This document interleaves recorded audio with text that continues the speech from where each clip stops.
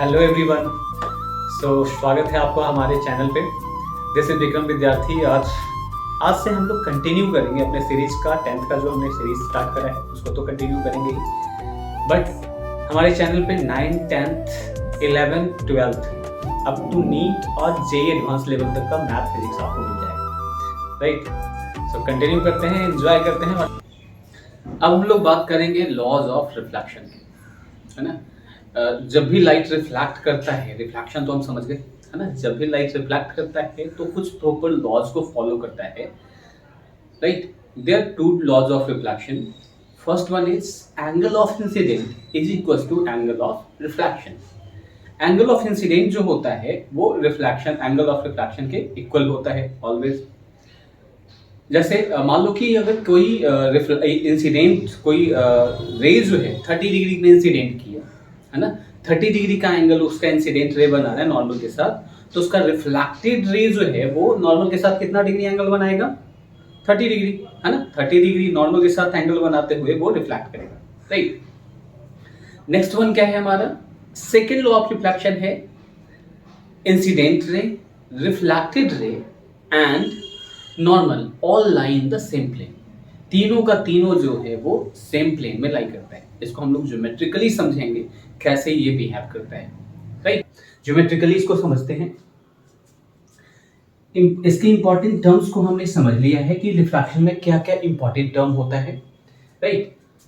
So this one is incident ray,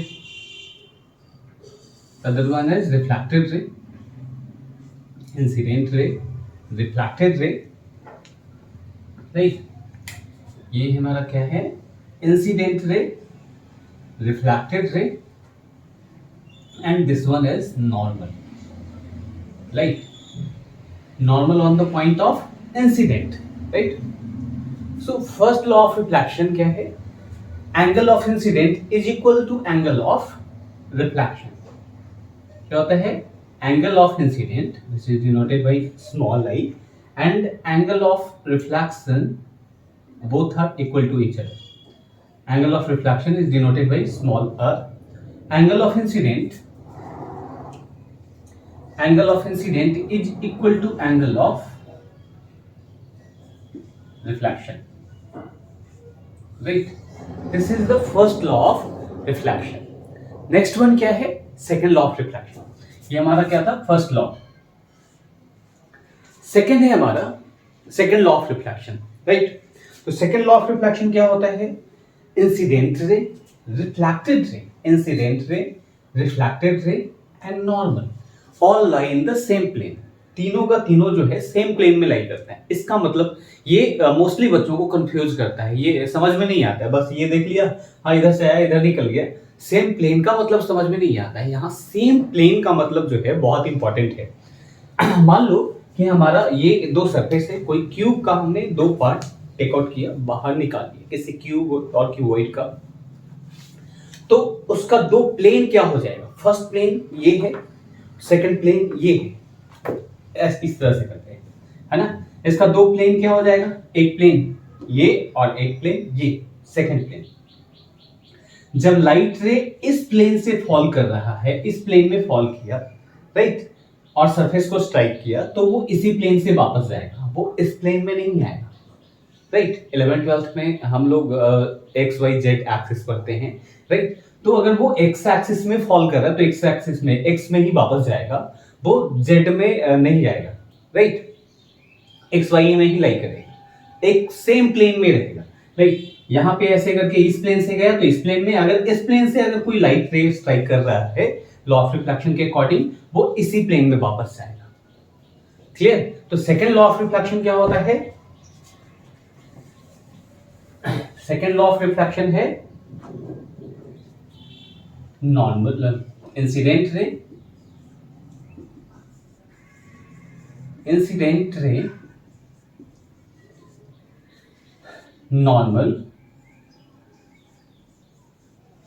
normal and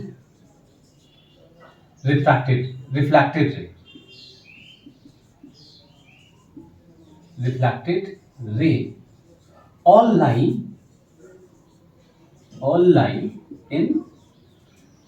in the same plane, right. Incident ray, normal and reflected ray all lie in the same plane. समझ में आ रहा है? तीनों का तीनों same plane में होगा, इसका प्लेन चेंज नहीं करेगा during reflection. Okay. Regular reflection, the reflection of light from mirror like smooth surface so that the reflected rays are parallel to each other is called regular reflection. इसमें क्या होता है, reflected ray जो है वो एक दूसरे के पैरेलल होता है। जब लाइट बीम जो है कहीं किसी भी सरफेस पे स्ट्राइक किया, स्मूथ सरफेस पे, है ना, रफ सरफेस पे क्या होगा, वो डिफ्यूज कर जाएगा। इसके बारे में हम लोग जब ज्योमेट्रिकली इसको बताता हूं मैं, तो डिस्कस करता हूं इसके बारे में, कैसे डिफ्यूज करता है रफ सरफेस से और स्मूथ सरफेस पे लाइट बीम कैसे बिहेव करता है। ठीक, तो रेगुलर रिफ्लेक्शन समझ में आया? रेगुलर रिफ्लेक्शन में क्या होता है, लाइट बीम किसी सरफेस पे, स्मूथ सरफेस पे फॉल किया और वैसे ही पैरेलली ये रिफ्लेक्ट कर जाता है। तो this type of reflection is called regular reflection. और इररेगुलर रिफ्लेक्शन, ये सेकंड काइंड ऑफ रिफ्लेक्शन है हमारा। रिफ्लेक्शन का सेकंड टाइप है irregular reflection.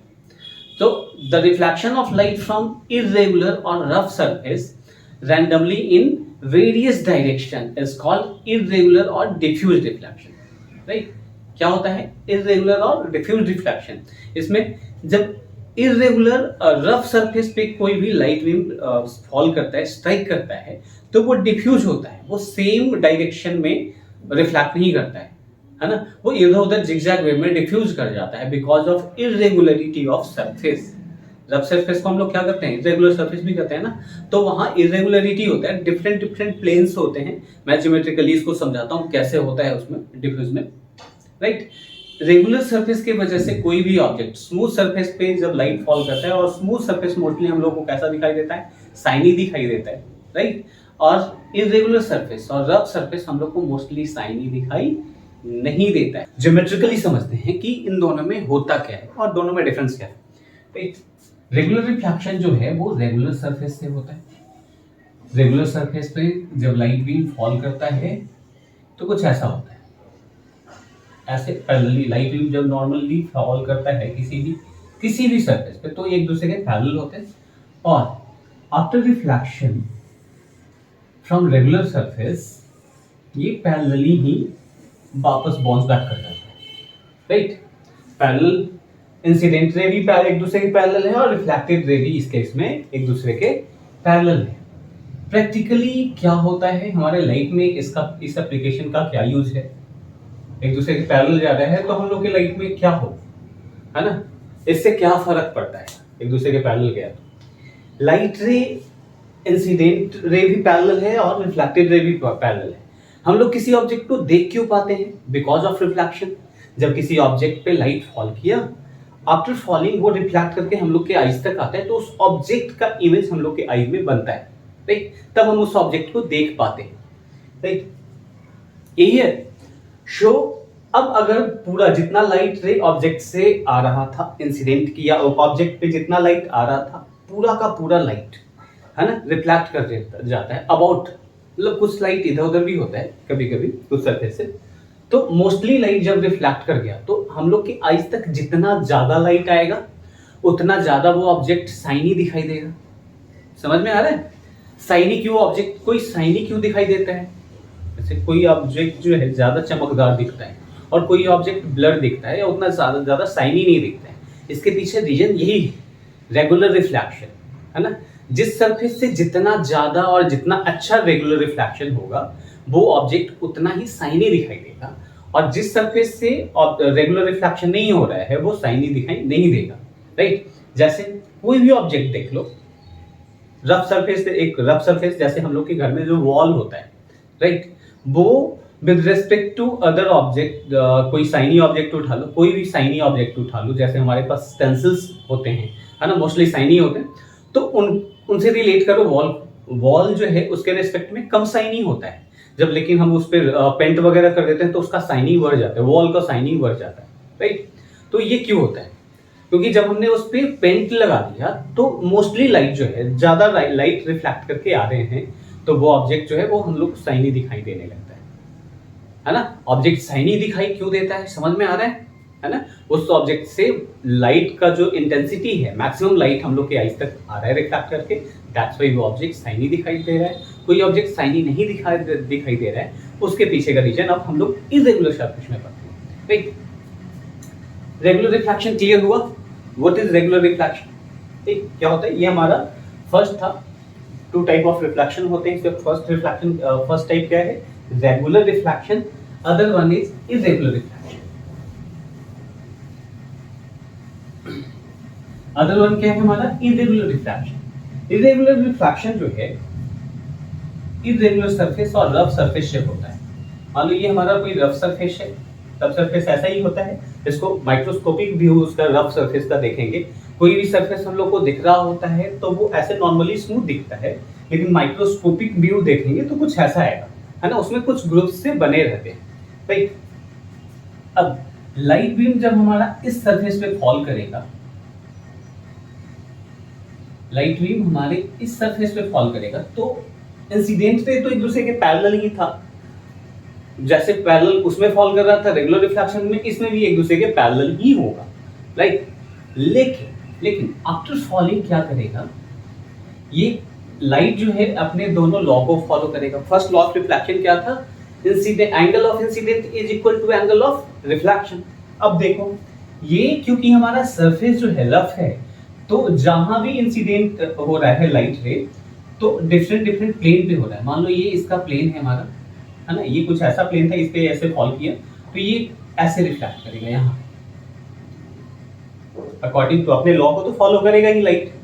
राइट, अब ये जब इस प्लेन पे कर रहा है, इस सरफेस पॉइंट पे ये जब इंसिडेंट हुआ, स्ट्राइक किया, तो इसका प्लेन कैसा है हमारा? अब यहाँ पे हमारा नॉर्मल बन गया, तो ये इसी वेव से वापस चला जाएगा। नॉर्मल पे कोई लाइट रे फॉल करता है तो क्या होता है? 0 डिग्री एंगल फॉर्म कर रहा होता है। राइट, तो 0 डिग्री पे फॉल किया तो 0 डिग्री से रिफ्लेक्ट कर जाएगा। क्लियर है? अब देखो थर्ड सरफेस पे हम लोग देखते हैं। ये कुछ सरफेस इसका देखो, ये कैसा है? ये कुछ ऐसा है। यहाँ पे मान लो कि ये हमारा ऐसे हो रहा है, ये सरफेस हमारा ये है, तो ये कुछ ऐसे चल रहा है ना? ये कुछ ऐसे रिफ्लेक्ट कर रहा है।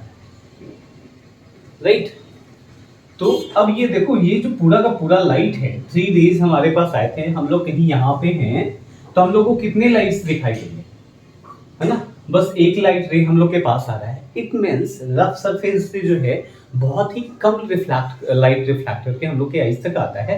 That's why rough surface mostly shiny दिखाई नहीं देता है। राइट, उससे बहुत कम लाइट इंटेंसिटी हम लोग के आईज तक आता है, इसीलिए वो शाइनी दिखाई नहीं देता है। क्लियर हुआ? कोई भी ऑब्जेक्ट शाइनी क्यों दिखाई देता है और शाइनी नहीं दिखाई देता है, या कम लाइट इंटेंसिटी उससे हम लोग के आईज तक आता है। क्लियर है? व्हाट इज इरेगुलर सरफेस और रफ सरफेस? क्लियर हो गया? और स्मूथ सरफेस क्या होता है? तो ये दोनों था हमारा, ये 2 टाइप्स थे हमारे, रेगुलर रिफ्लेक्शन और irregular reflection. So light of reflection को ज्योमेट्रिकली समझने के बाद अब हम लोग इसके एप्लीकेशन को देखते हैं कि इसका एप्लीकेशन हम लोग के लाइफ में कहाँ यूज होता है। जैसे कोई कलर हम लोग को दिखाई देता है, रेड, येलो, ग्रीन, कोई भी कलर, कोई कलर हम लोग को क्यों दिखाई देता है, कैसे दिखाई देता है?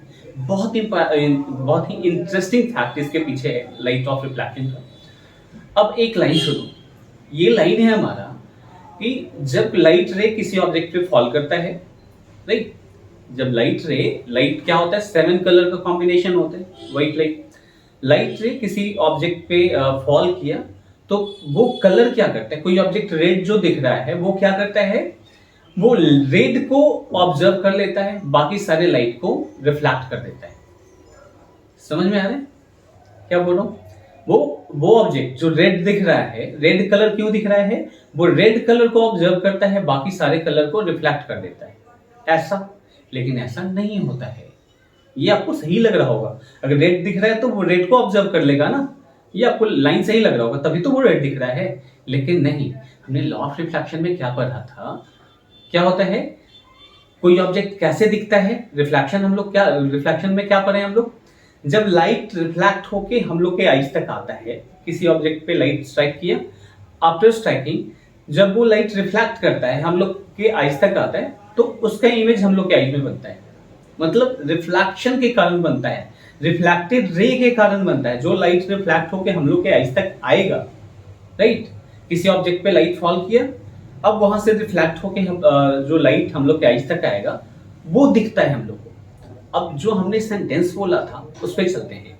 सेंटेंस क्या था कि कोई ऑब्जेक्ट मान लो कि रेड दिख रहा है, राइट। ये रेड क्यों दिख रहा है? क्योंकि ये रेड कलर को ऑब्जर्व कर ले रहा है सारे कलर से और सारे कलर को रिफ्लेक्ट कर दे रहा है। बिल्कुल ऐसा नहीं है, राइट। जब लाइट रे उस ऑब्जेक्ट पे फॉल करता है, राइट, तो वो रेड को रिफ्लेक्ट करता है, बाकी सारे कलर को ऑब्जर्व कर लेता है। दैट्स व्हाई हम उस कलर को देख पाते हैं। समझ में आ रहा है? क्या होता है, वो रेड कलर को रिफ्लेक्ट करता है और रेड कलर हम लोग के आई तक आता है। यही तो हम पढ़े थे रिफ्लेक्शन में, राइट। क्या होता है, कैसे किसी ऑब्जेक्ट को देख पाते हैं? जब किसी ऑब्जेक्ट से लाइट से स्ट्राइक करके टकरा के वापस आता है तो उस ऑब्जेक्ट का इमेज हम लोग के आईज में फॉर्म करता है। मतलब रेड कलर अगर हम लोग के आईज तक आ रहा है तब हम किसी ऑब्जेक्ट को देख पाएंगे, रेड देख पाएंगे। ग्रीन कलर अगर हम लोग के आईज तक रिफ्लेक्ट होकर आ रहा है तो हम उस ऑब्जेक्ट को ग्रीन देख पाएंगे। येलो कलर हम लोग के आईज तक आ रहा है तो वो ऑब्जेक्ट कैसा दिखेगा? येलो दिखेगा, राइट। अगर वो कलर येलो को ऑब्जर्व कर लेगा तो हम लोग के आईज तक येलो आएगा कैसे, राइट।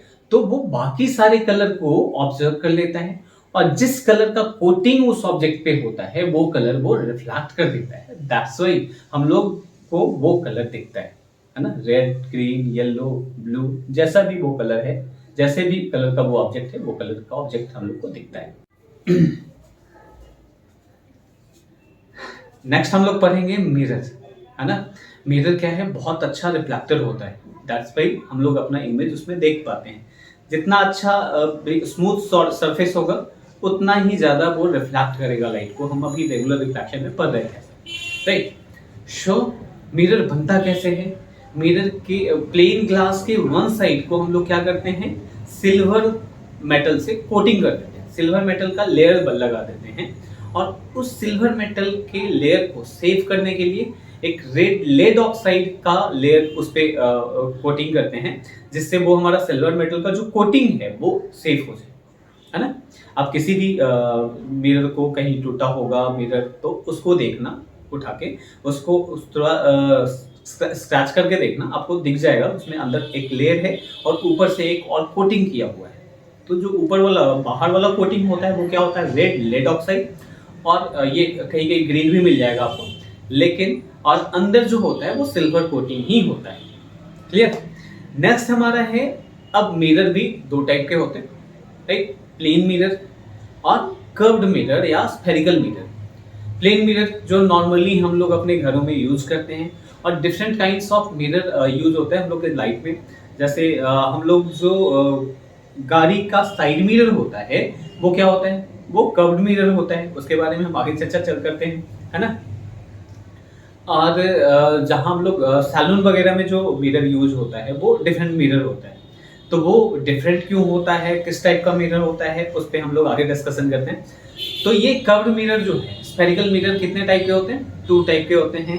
एक होता है concave mirror, second one is convex mirror. So what is concave mirror? सबसे पहले हम लोग स्फेरिकल मिरर को समझे। What is spherical mirror? A mirror whose polished reflecting surface is a part of hollow sphere, है ना। मान लो कि एक हॉलो स्फीयर है, उसको और उसके एक साइड को कोटिंग कर दिया गया है, राइट। अब उसको जब हम तोड़ते हैं तो वो उसमें से कर्व्ड सरफेस निकलेगा जिसके वन साइड पे कोटिंग है, राइट। तो what is spherical mirror? A mirror whose polished reflecting surface is a part of hollow sphere of a glass is called spherical mirror, right. There are two type of spherical mirror. First one is concave mirror or second one is convex mirror. What is concave mirror? A mirror whose reflecting surface is bulging inward.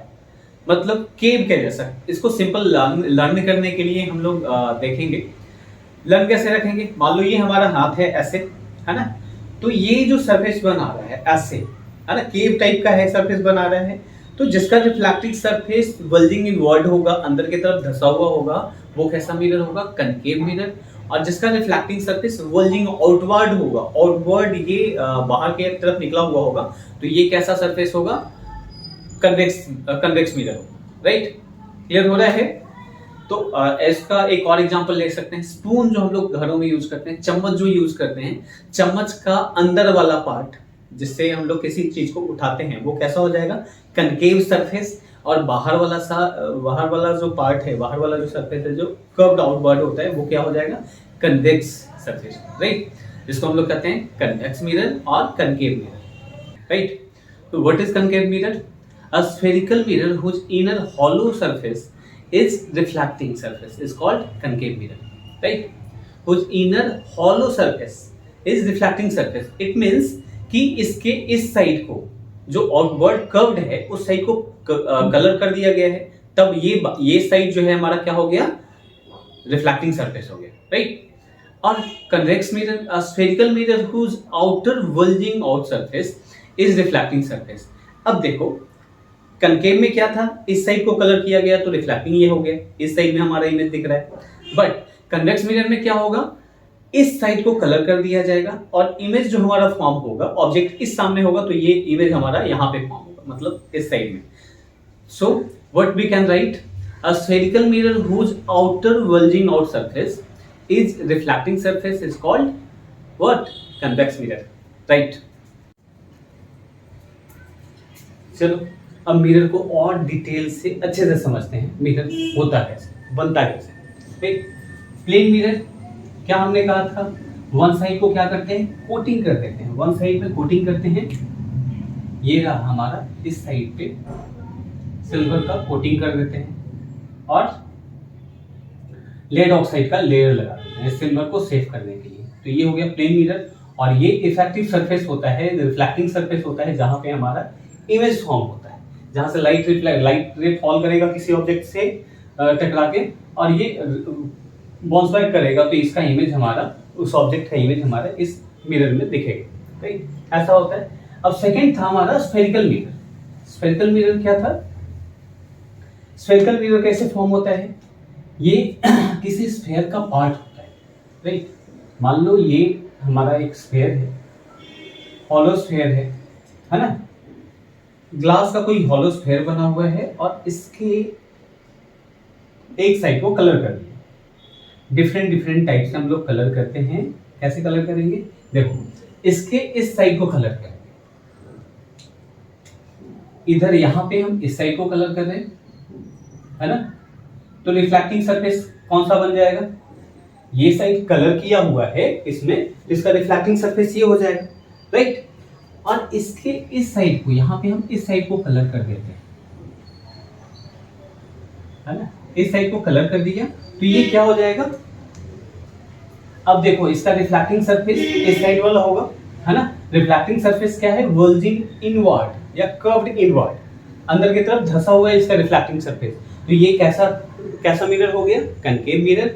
और इसका reflecting surface क्या है, curved outward या bulging outward. तो इस तरह के ये कौन सा मिरर हो जाएगा हमारा, कन्वेक्स मिरर, राइट। ये हो जाएगा कन्वेक्स मिरर, कन्वेक्स मिरर। और ये कैसा हो जाएगा, इसको क्या कहेंगे, concave mirror, concave mirror, right. Okay, clear हो गया। अब इसमें कुछ टर्मिनोलॉजी है, इंपॉर्टेंट टर्मिनोलॉजी है जो समझना हम लोग के लिए बहुत जरूरी है।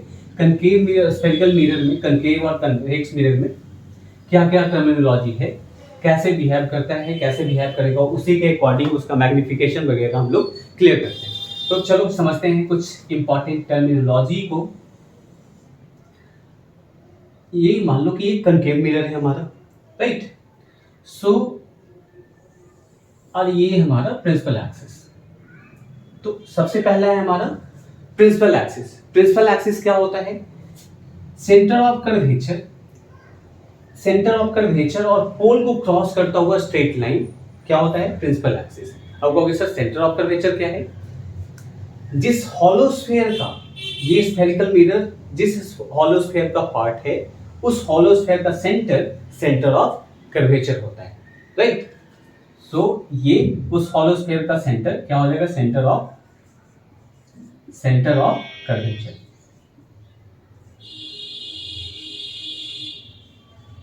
राइट। और मिरर जो है हमारा, स्फेरिकल मिरर का मिड पॉइंट क्या हो जाएगा, पोल। सेंटर मिरर के मिड पॉइंट को क्या कहते हैं, पोल। और मिरर का इफेक्टिव विड्थ जो होता है, मान लो कि हम लोग इसको देते हैं एम डैश और ये नेमिंग कर देते हैं एम, राइट। सो एम डैश और एम डैश से लेके एम तक के लेंथ को, इसके इफेक्टिव विड्थ को, जहां से लाइट जो है रिफ्लेक्ट कर सकता है, उसको हम लोग क्या कहते हैं, अपर्चर, राइट। जिस हॉलो स्फीयर का वो स्फेरिकल मिरर पार्ट होता है, उसके रेडियस को कहते हैं radius of curvature, right. Clear हो गया। After reflection light rays principal axis के जिस पॉइंट पे क्रॉस करती है, जिस पॉइंट पे मिलती है या अपीयर टू मीट होती है ना, either meet or appear to meet is called focus. जिस पॉइंट पे मिलती है या मिलती हुई प्रतीत होती है, ये हम लोग आगे क्लियर करेंगे कि ये क्या बोलते हैं इसको, मतलब मिलता हुआ प्रतीत होता है। दो तरह का इमेज फॉर्म होता है, रियल इमेज और वर्चुअल इमेज, उसमें ये क्लियर करेंगे। तो दो तरह से लाइट रेज फोकस को क्रॉस करते हैं। एक जगह रियल में क्रॉस कर जाता है, जैसे कनकेव मिरर में मोस्टली रियल में क्रॉस करता है, और कन्वेक्स मिरर में रियली वो फोकस पे क्रॉस नहीं करता है। वहां पे ऐसा लगता है कि वो फोकस पे से होके आ रहा है, फोकस से रिफ्लेक्ट कर रहा है, लेकिन वैसा होता नहीं है। हम लोग इमेज फॉर्मेशन में इसको अच्छे से समझते हैं। तो दो तरह के, ये पहले क्या होगा, light rays after reflection principal axis के जिस पॉइंट को क्रॉस करता है, that point is called focus. अब हम लोग रेडियस ऑफ कर्वेचर और फोकल लेंथ के बीच में रिलेशन देखेंगे। इफ हम लोग फोकल लेंथ जो होता है वो क्या होता है, रेडियस ऑफ कर्वेचर का हाफ होता है, एग्जैक्टली हाफ होता है। कैसे होता है ये हम लोग प्रूव करके देखते हैं, है ना। मान लो ये हमारा कनकेव मिरर है, राइट, कनकेव मिरर, और ये हमारा हो गया principal axis, right. This one is pole. Principal axis के पैरेलल में एक लाइट इनफाइनाइट से आ रहा है, और ये प्रिंसिपल एक्सिस कनकेव मिरर पे फॉल किया। आफ्टर फॉलिंग ये कहां से क्रॉस करेगा, फोकस पे आके क्रॉस करेगा, राइट। और इससे जो हम लोग नॉर्मल ड्रॉ करेंगे, ये नॉर्मल सेंटर ऑफ कर्वेचर को क्रॉस करता हुआ निकलेगा, सेंटर ऑफ कर्वेचर को क्रॉस करता हुआ निकलेगा। सो अब यहाँ पे देखो ये क्या हो गया, आई, और ये हो जाएगा हमारा, ये एंगल क्या हो जाएगा, और ये वो दोनों क्या होता है, इक्वल होता है। मान लो नेमिंग कर लेते हैं ए बी, ये सेंटर ऑफ कर्वेचर सी, ये तो हमारा हो गया एफ पी, राइट। अब ये दोनों लाइन जो है ए बी, और हमारा ये प्रिंसिपल एक्सिस क्या होता है, प्रिंसिपल एक्सिस के पैरेलल ही फॉल किया। इनफाइनाइट से कोई लाइट आ रहा है तो पैरेलल नहीं होगा, राइट। जब ये दोनों आपस में पैरेलल है तो आई और ये angle B C F equal होंगे। Angle A B C is equal to angle B C F, BCF alternate interior angles, right. Parallel line से क्या हो गए, ये दोनों अल्टरनेट इंटीरियर एंगल हो गए, राइट। अल्टरनेट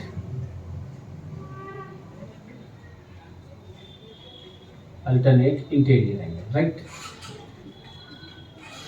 नेक्स्ट ये जो एंगल है हमारा आई आपस में इक्वल है लॉ ऑफ रिफ्लेक्शन से।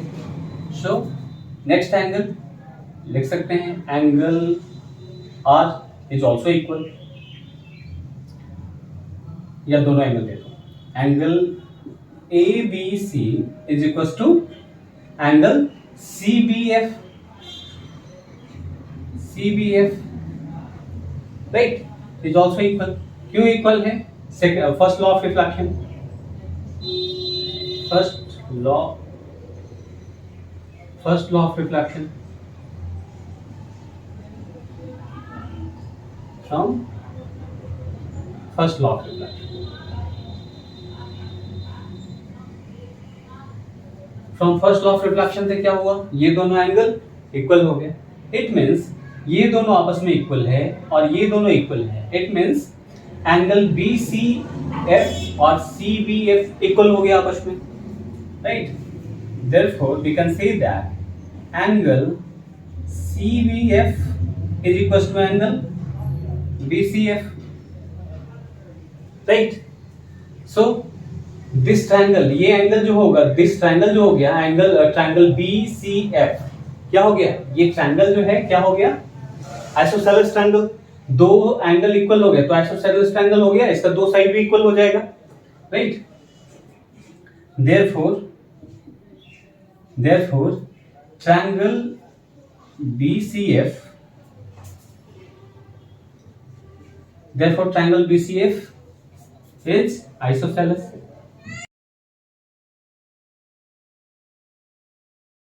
Triangle,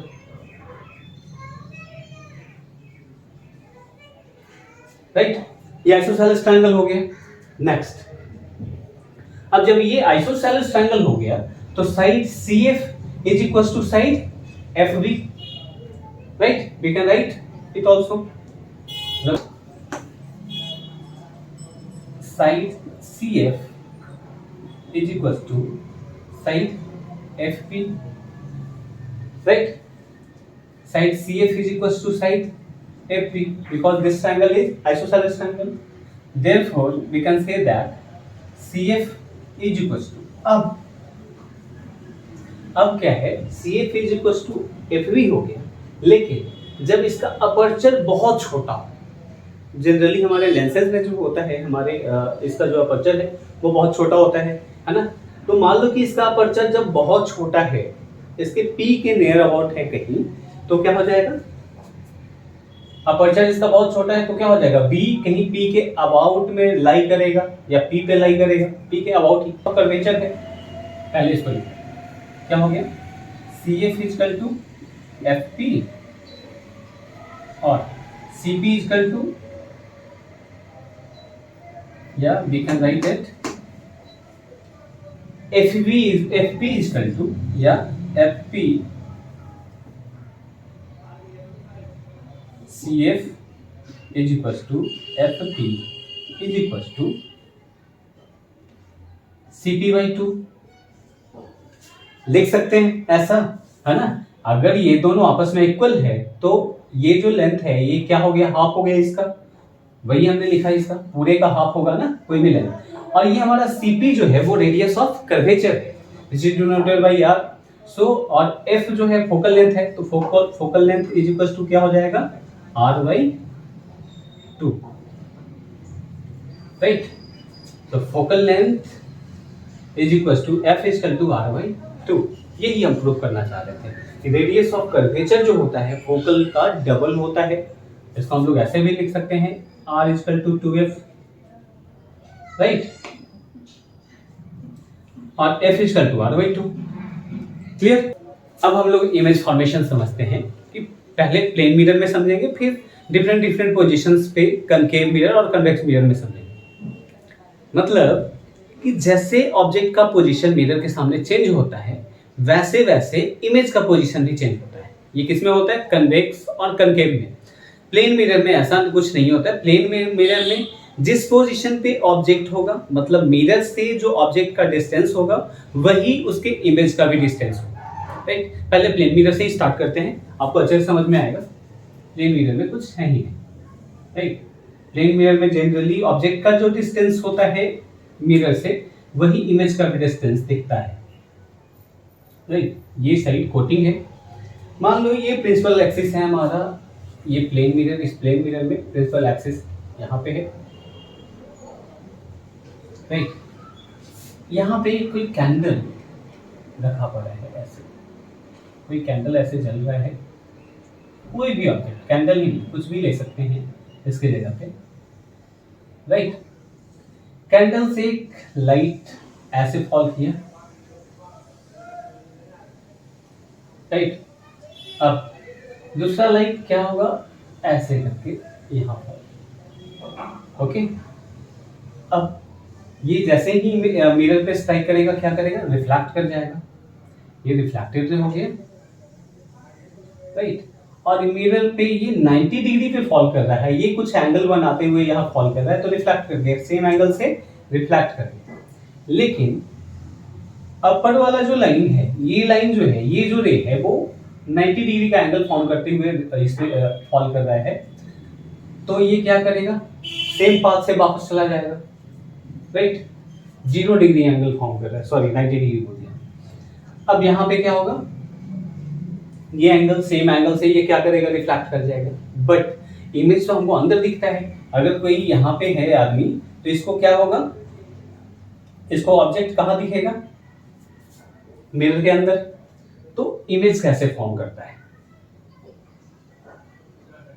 right.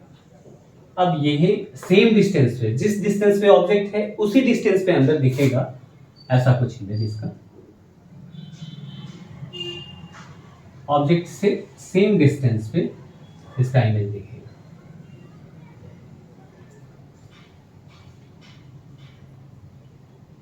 राइट। एग्जैक्टली ये एंगल सेम होगा और ये एंगल क्लियर है।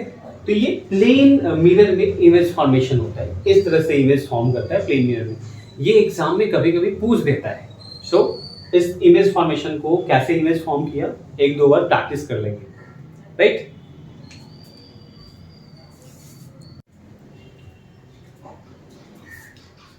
अब हम लोग समझेंगे कनकेव मिरर में और स्फेरिकल मिरर में इमेज फॉर्मेशन कैसे होता है।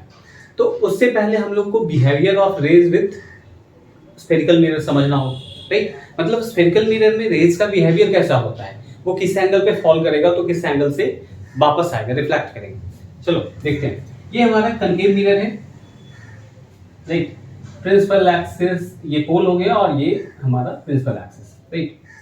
जब कोई रे कनकेव मिरर पे प्रिंसिपल एक्सिस के पैरेलल में कनकेव मिरर पे फॉल करेगा तो ये क्या करेगा, फोकस को क्रॉस करता हुआ निकल जाएगा, राइट। प्रिंसिपल एक्सिस के पैरेलल में कोई ऑब्जेक्ट मिरर को स्ट्राइक किया तो रिफ्लेक्शन कैसे होगा इसका, फोकस को होता हुआ क्रॉस कर जाएगा, राइट। ये हमारा है। नेक्स्ट, बट अगर कोई रे ऑफ लाइट जो है फोकस को क्रॉस करता हुआ आए तो रे ऑफ लाइट अब इस तरह से आता है, तब क्या होगा, एग्जैक्टली इसके अपोजिट हो जाएगा। पहले वाला जो हमने कहा था, अगर प्रिंसिपल एक्सिस के पैरेलल आ रहा है तो फोकस को क्रॉस करता हुआ निकलता है, लेकिन अगर फोकस को क्रॉस करता हुआ स्ट्राइक करता है मिरर पे तो प्रिंसिपल एक्सिस के पैरेलल निकल जाएगा, राइट। ये दोनों जो केस है एक दूसरे के अपोजिट होता है।